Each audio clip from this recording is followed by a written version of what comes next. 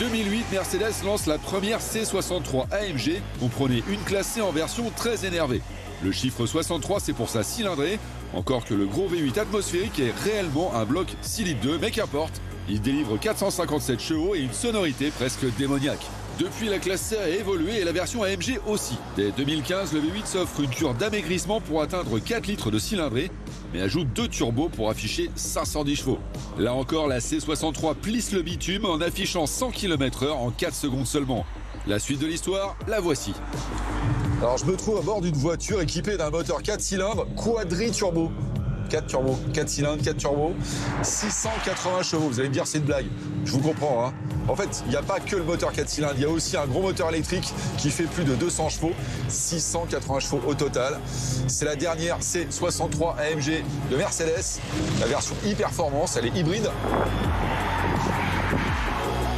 Et je pense que cette zone rouge va vraiment être rouge écarlate.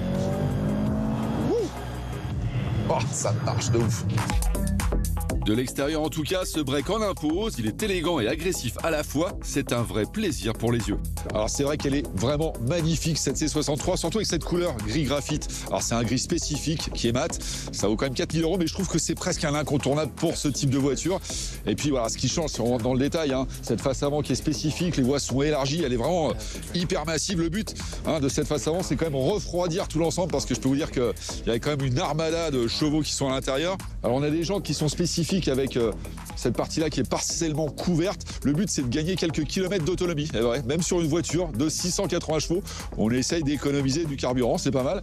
Et puis voilà, si on regarde la partie arrière, on a cet extracteur qui est assez impressionnant, et surtout ces 4 sorties d'échappement qui sont très très belles.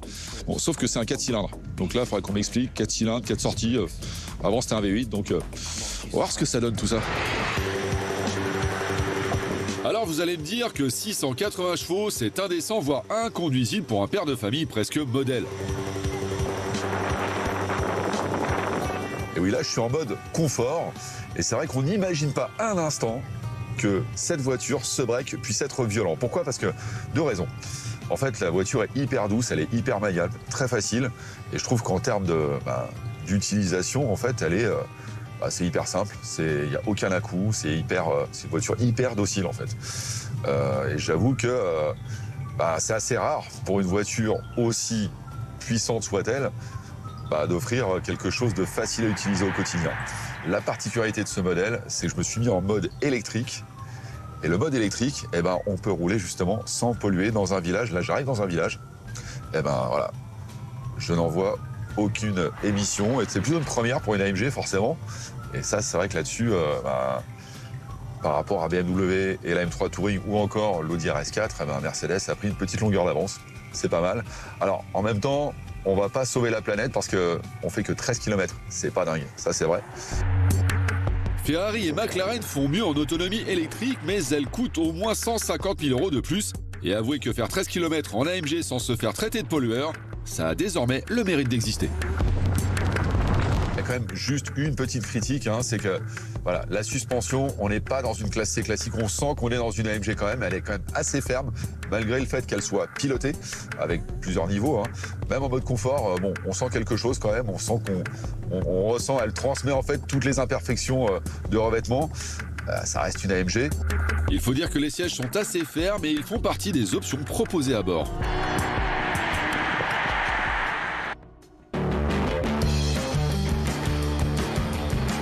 L'habitacle bénéficie d'un soin tout particulier, même si aujourd'hui, une classe C offre déjà un très bel effet waouh. C'est sans doute la mieux construite de sa catégorie. Alors c'est vrai que l'intérieur, on peut penser à une classe C normale, mais pourtant on a quelques petits détails en plus dans cette version AMG. Commencer par le volant qui est quand même très très chouette. On l'a très bien en main, il y a de l'Alcantara, enfin bref, avec les petits boutons en dessous pour gérer les différents modes de conduite, c'est juste parfait. Ce que j'aime beaucoup aussi, c'est le cuir Mappa qu'on a un petit peu partout dans l'habitacle. Bon, ça vaut 1250 €, mais ça les vaut, ça. Franchement, ça ajoute au côté luxe de la voiture. Puis alors, dernière option de taille, c'est les sièges là qu'on a ici. Alors, ce sont des sièges multi-contours, c'est-à-dire qu'on peut vraiment les régler comme on veut. Ils sont vraiment très très sport. Ça vaut quand même 6 000 €. C'est beaucoup d'argent quand même. Ils sont pas, enfin perso, je les prendrais pas. Pourquoi ? Parce que je les trouve très fermes, et faire 1000 km dans des sièges fermes comme ça, je préfère les sièges normaux finalement. Il est temps d'aller lui dégourdir les roues. Le rendez-vous est pris à Dreux et à première vue, notre break est bien dans son élément.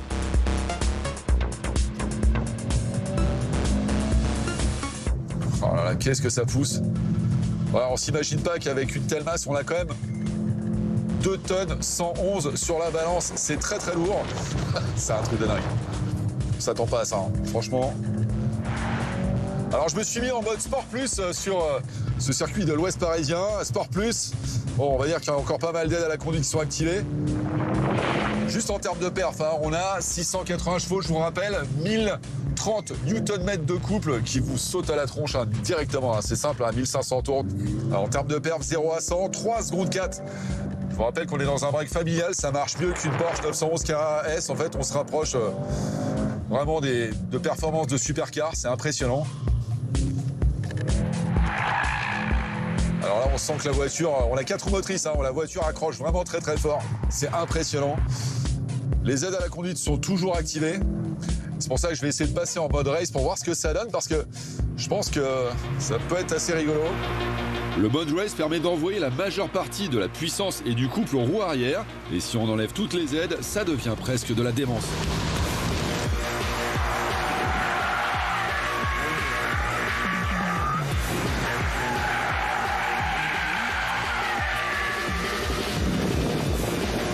Dès qu'on lève le pied, ça s'inscrit comme une vraie propulsion. C'est un vrai pur plaisir. Franchement, on a un équilibre qui est vraiment bien. Je pensais vraiment que la voiture offrirait pas autant de plaisir. Et bah là, on a fait quelques tours de piste, ça freine encore. C'est une bonne chose parce que on sait que Mercedes, le freinage, c'est pas toujours leur fort. Et là, je trouve que la voiture est performante aussi en termes de freinage. C'est très très bien. C'est une voiture de tous les jours avec laquelle on fait ses courses. Mais on n'imagine pas à quel point elle peut être plaisante sur piste et les performances qu'elle peut donner. C'est impressionnant. Seul bémol toutefois, dans ces conditions, la boîte auto mériterait d'être plus réactive sur les rétrogradages. Vous l'aurez compris, cette nouvelle C63 AMG est une réussite, mais nous avons souhaité vous faire une petite piqûre de rappel avec la toute première. L'invité surprise, c'est notre confrère Vincent. Il est journaliste et en très bon père de famille, il a opté pour la première génération de C63.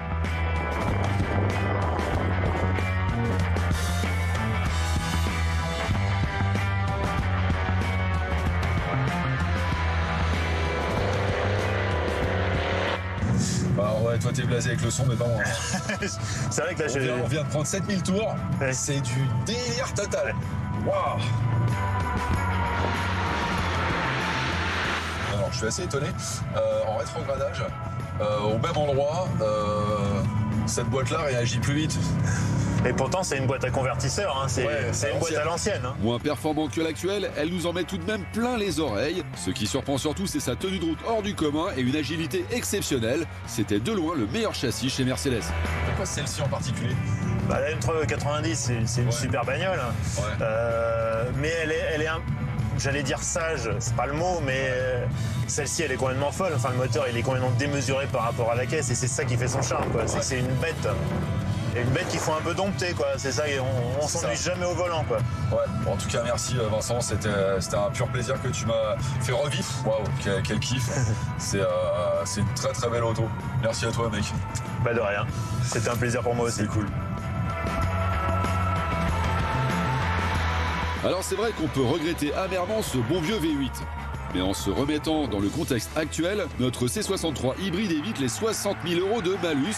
Et face à une BMW M3 Touring, ça modifie sérieusement la facture finale.